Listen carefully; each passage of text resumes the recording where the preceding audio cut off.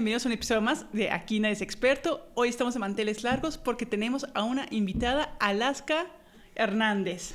Hello, hola, ¿cómo están? Buenos días, buenas tardes, buenas noches o lo que sea donde nos estén escuchando.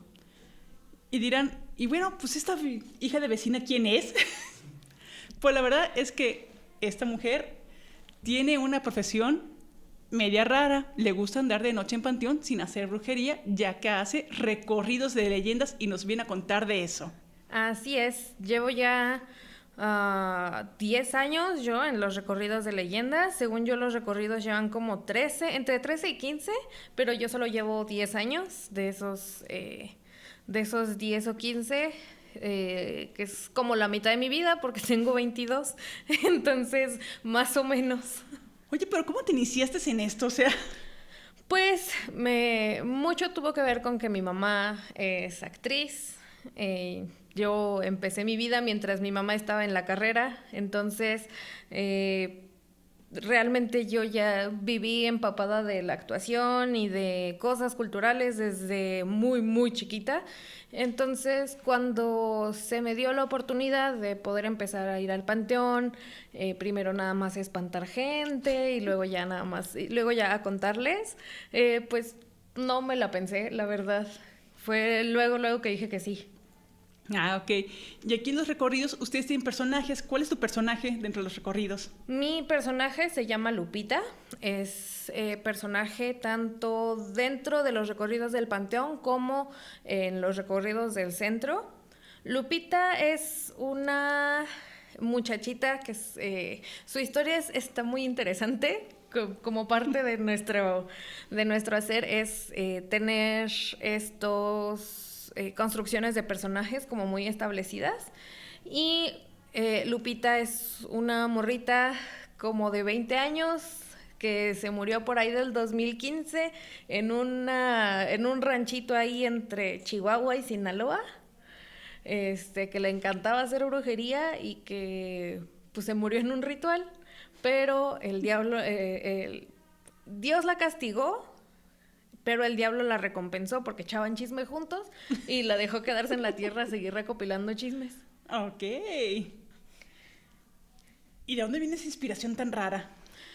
Esa inspiración tan rara, pues en parte porque yo siempre he estado muy, muy obsesionada con el norte como en general. Me gusta mucho justo el asunto de los estados que son estos que hablan mucho con las ches siendo ches. Y también pues que me da mucha risa el ser satánico o satanista. Estas cosas se me hacen muy curiosas, muy, muy graciosas. Ok. Oye, pero por lo que veo, tú iniciaste muy joven edad, o sea, ¿a qué edad te iniciaste a meterte ahí en el panteón? Pues como tal, al panteón entré a los 11, 12 más o menos, pero estoy en el mundo del teatro desde los 9. No, sí, es bastante tiempo. Oye, pues, estado así toda chamaquita de 11, 12 años, ¿no te daba miedo estar en la noche sola en el panteón? Al principio sí. Al principio sí me daba mucho miedo y muchos nervios y no voy a mentir que mucho de los sustos que yo tenía eran sugestiones porque mucho era el viento moviendo cosas o haciendo sonidos de las tumbas, pero realmente con el tiempo fue entender que eran los ruidos normales del panteón y que lo peor que podría pasar era un susto. Que realmente lo que más miedo daba de los recorridos eran los vivos. Ok, y hablando de miedos, cuéntanos la experiencia más aterradora que has tenido. La experiencia más aterradora que he tenido fue hace unos buenos años, fue en mis primeros años de estar en el panteón justamente, que encontré, iba yo caminando de la entrada principal de nuestro panteón municipal hacia el Museo de Momias, que es un pasillo que nos toma como 2 minutos recorrerlo. Y en este pasillo yo empecé a caminarlo, justo no me acuerdo hacia qué lado iba, pero yo iba caminando. Este pasillo es muy oscuro, realmente solo tiene 2 luces, una al final, que es donde está la entrada del Museo de Momias, y una donde está la entrada principal. Entonces iba caminando por ese pasillo y empecé a escuchar como que me aventaban piedritas. Y empecé a escuchar susurros. Y empecé a escuchar que me hablaban y que me decían, ven, ven. Y yo nada más corrí. Y lo único que recuerdo fue que correr se sintió eterno. O sea, se sintieron como 5 minutos en lo que lograba salir del pasillo, aunque yo iba corriendo. Entonces, eso fue bastante aterrador. Y hubo otra en la que fui con una compañera a quitar una vela de la parte más profunda del panteón y justo cuando la quitamos y nos dimos la vuelta escuchamos como 2 pisotones de alguien que se tiró del árbol y empezó a correr tras de nosotras y ya nosotras nada más corrimos hasta donde estaba la luz del panteón. No manches, eso sí da miedo, o sea, y aún así regresan. Sí, aún así regresamos.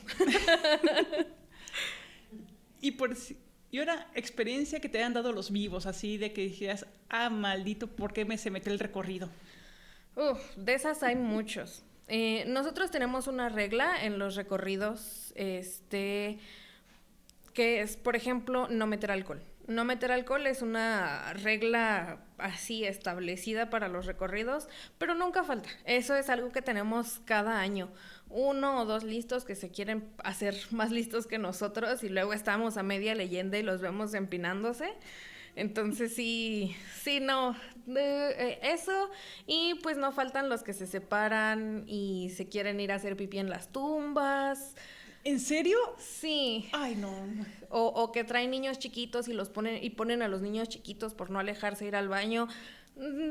Son cosas así realmente las que pasan con los vivos. No, nunca, bueno, una vez ya nos pasó, pero casi nunca nos pasa que sean agresivos con nosotros o que realmente intenten hacernos algo a nosotros.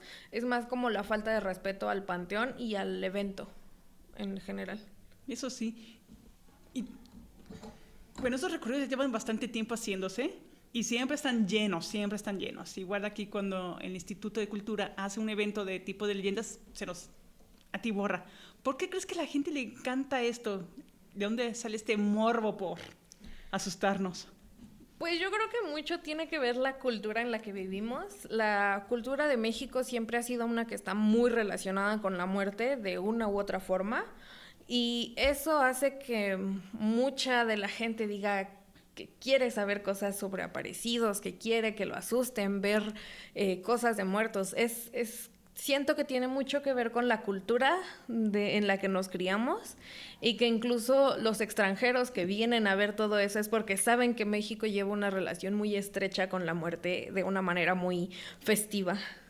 Eso sí, porque yo me acuerdo que está el Festival Palabras al Viento que tiene su noche de gala de terror y casi siempre veo más narradores mexicanos que extranjeros. Era como que, y a todo extranjero le pides una leyenda de terror, se te quedan mirando raro, diciendo, ¿qué me pides? Sí, de hecho, justo en esas galas de terror, yo me acuerdo mucho que 2 años seguidos, fueron 2 o 3 años seguidos, que fueron justo los 2 o los 3 narradores diferentes de países en los que no es tan popular esta cultura del terror, que contaron todos el corazón palpitante de Edgar Allan Poe. O sea, ¿pagaron 150 pesos por el mismo cuento? Sí. Oh. Pero fue en años diferentes, o sea, pero okay. Años consecutivos. No, sí, no. Para eso hay que agarrar un buen libro de leyendas mexicanas. Hay un montón. Aquí los publicamos a cada rato. Para que se empapen un poco y también hagan sus propias historias de terror. Es chido. Es chido, la verdad. Bueno, sé que hay rituales de protección para entrar y salir del panteón. ¿Cuáles utiliza tu compañía de teatro? Bueno, en realidad las protecciones son más individuales. Como tal, como grupo, no es que hagamos un ritual específico cada quien.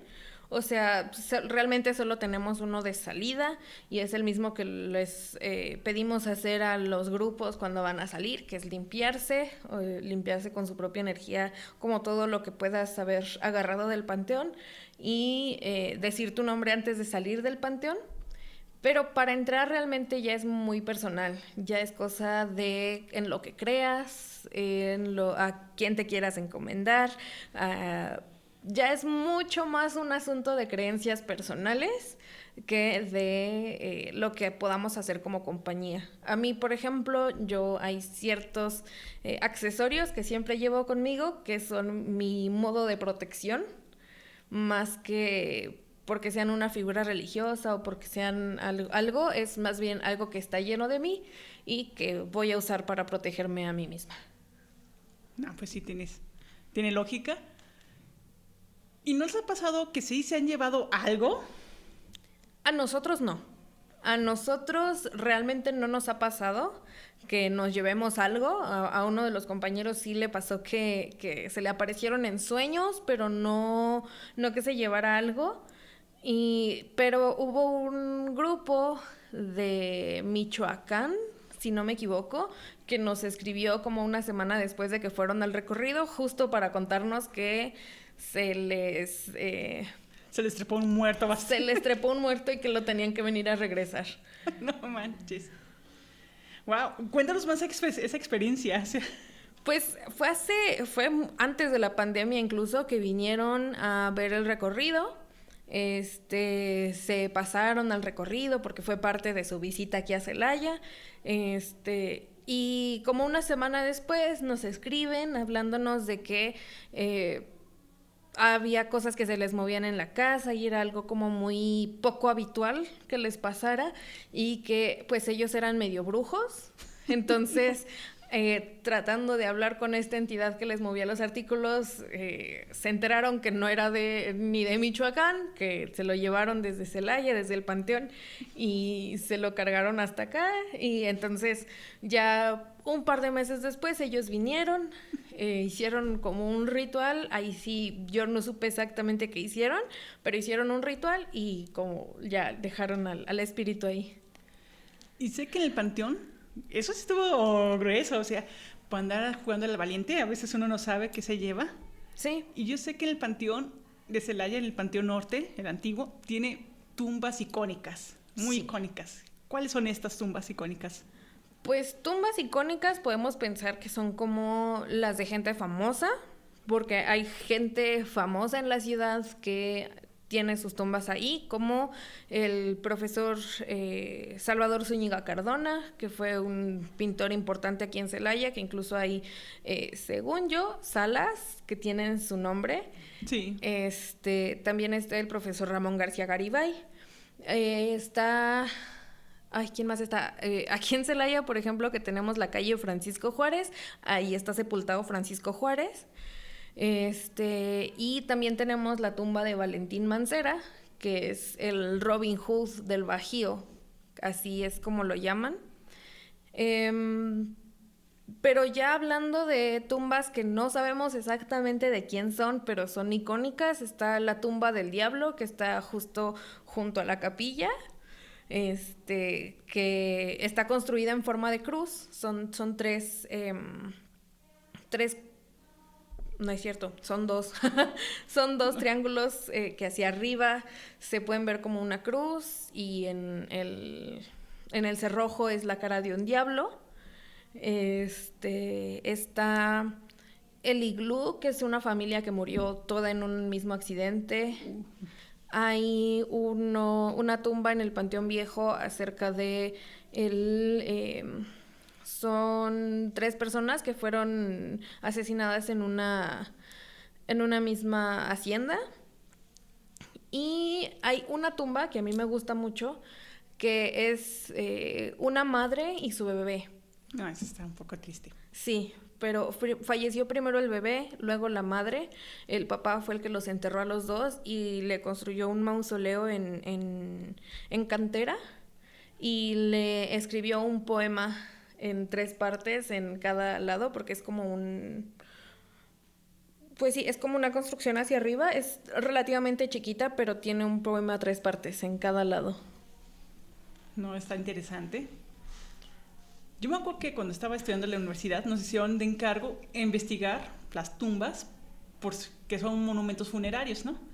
Y había una tumba que tenía una dedicatoria bastante chistosa, fue en la época de la Revolución, que decía: quien te amó en vida te olvidará en la muerte. O sea, diciendo, pues tú, el muerto al hoyo y la viva al gozo. ¿No se han encontrado más cosas así? Pues hay una tumba justo en el Panteón Viejo que es de un brujo que dice, aquí yace el brujo y yace bien.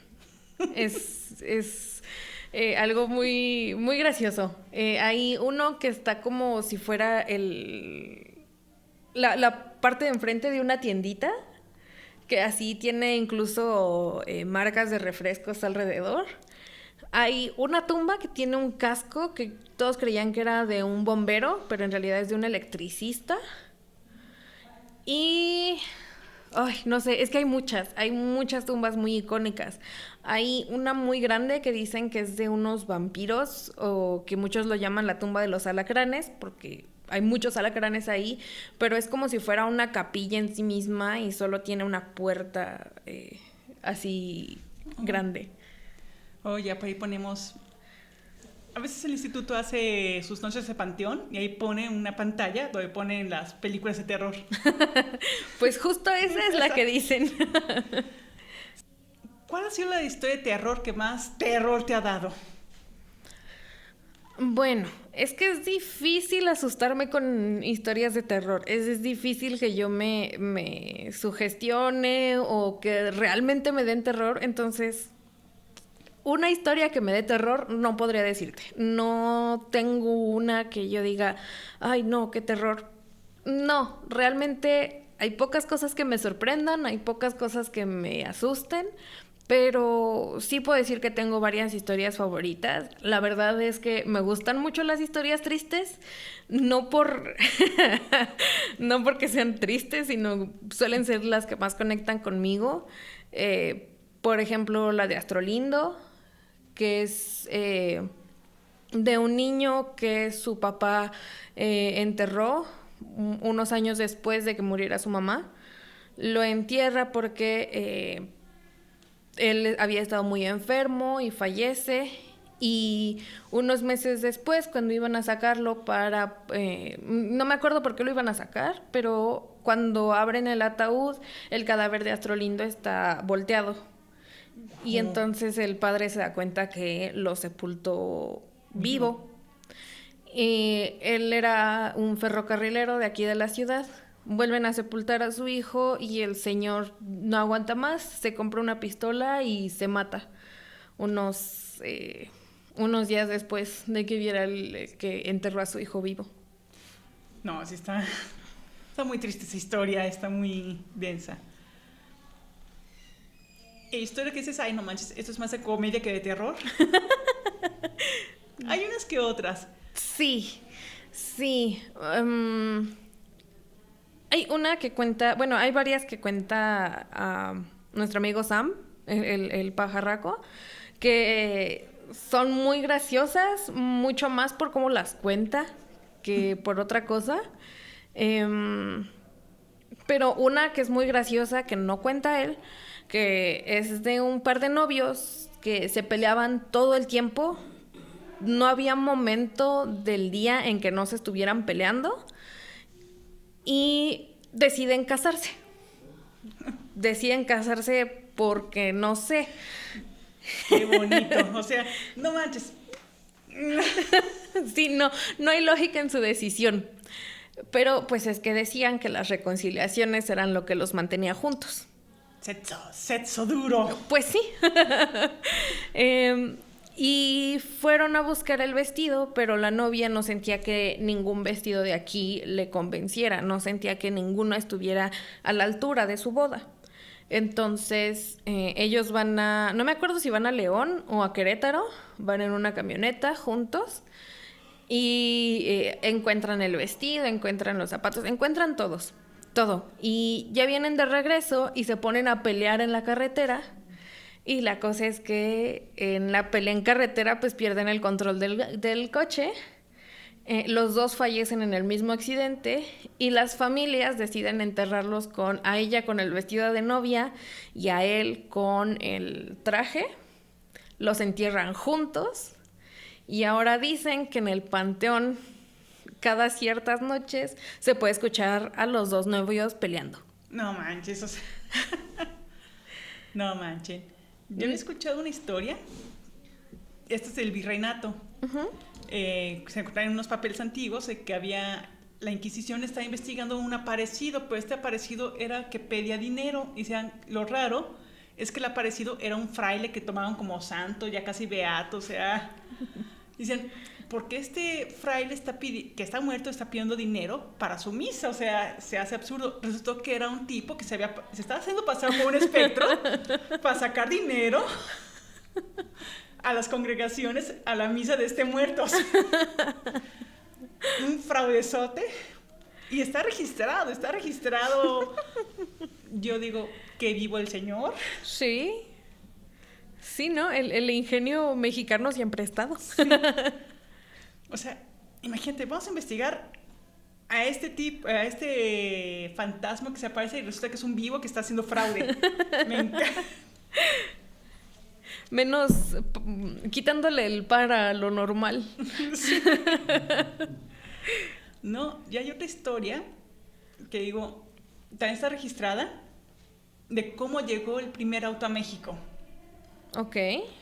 Y pinta, o sea, uno lee la historia y dice, esto pintaba para paranormal. Resulta que en la época de Porfirio Díaz, pues los autos son escasísimos. O sea, nadie ha visto un auto en todo México. A lo mucho han visto un tren. Y creen que el tren está cargado con burros jalándolo. Así decía mi bisabuelo. Ok. Que no había máquinas que pudieran mover esas cosas.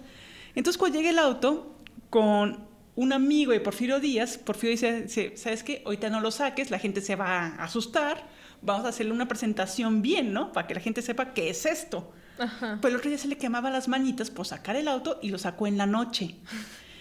Entonces la gente que iba en la noche por el Paseo de Reforma decían que escuchaba una carreta fantasmal que soltaba un humo irritante, que sonaban cadenas y que iba un cochero sin caballos manejándola.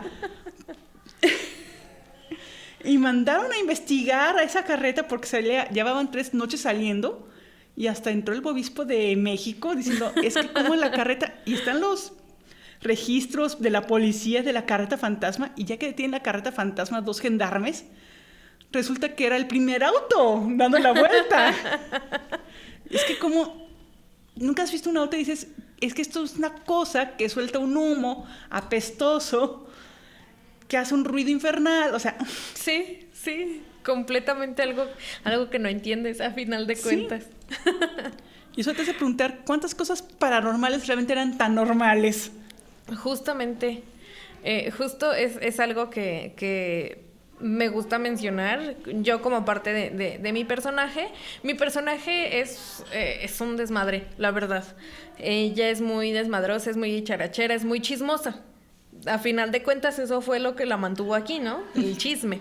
Entonces, justo con chismes como, con leyendas como la de la viuda resucitada, que fue una enferma de cólera, que ya estaba en la fosa común y de pronto se levantó y fue hasta su casa y resultó que siguió con vida y cuidó a sus hijos cuando ya la habían dado por muerta, o historias así viejas también como la misa de medianoche, que es la misa de muertos, que es de esta mujer que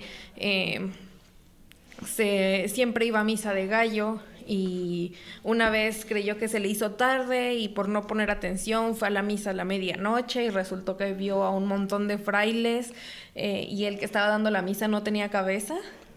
No. Pero todas estas cosas, porque esto era en el templo del Carmen, pero si no me equivoco era del templo del Carmen incluso antes de que se quemara, o sea, antes de la construcción que tenemos actualmente. Ay.